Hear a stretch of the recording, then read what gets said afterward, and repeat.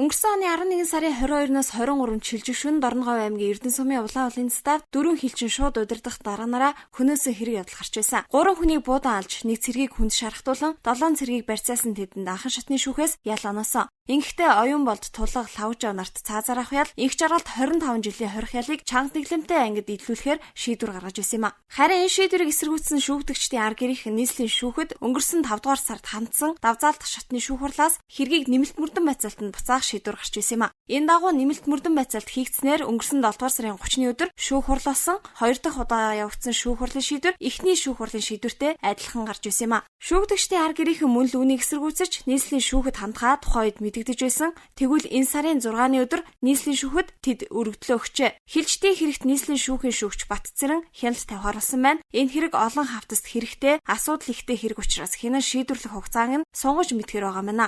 Гэхдээ нийслэлийн шүүхийн хэргийг хянан шийдвэрлэх хугацаа нь 1 сар байдаг. Тиймээс хурлын товоо 14 хоногийн өмнө гаргах юм байна. Энэ дагуу эх 7 хоногт хурлын тов товлогдож мэдгээр байгаа гэдгийг тус шүүхийн мэргэжилтэн хэлж байна.